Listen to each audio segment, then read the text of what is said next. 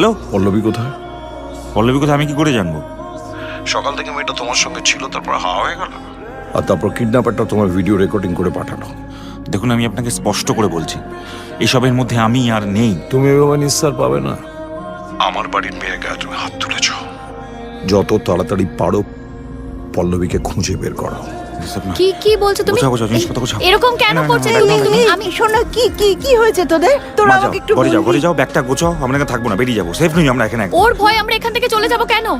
নিজেদের ভালোর জন্য, সেটা বুঝতে পারছো না তুমি? যা খুশি করতে পারে, যখন তখন যা খুশি করতে পারে ওরা। আমরা অন্য কোথাও গেলেও আমাদের খুঁজে পাবে না, তার কি গ্যারান্টি আছে অরিন্দম? এবারে আমি যেটা বলছি মন দিয়ে শোনো। বেশ, তাহলে ওই কথাই রইলো। তুই মুন্নাকে পুলিশের হাতে তুলে দিবি, ওটা আমাদের টার্গেট নয়। তো অরিন্দম আর পল্লবী যেন বেঁচে না ফেরে। আমি জানতাম একদিন আমাদের পথ চলা আলাদা হয়ে যাবে। মাঝে মাঝে না নিজেকে দেখে আমার ঘেন্না হয় যে একদিন তোমার মতো মানুষকে আমি বেছে নিয়েছিলাম।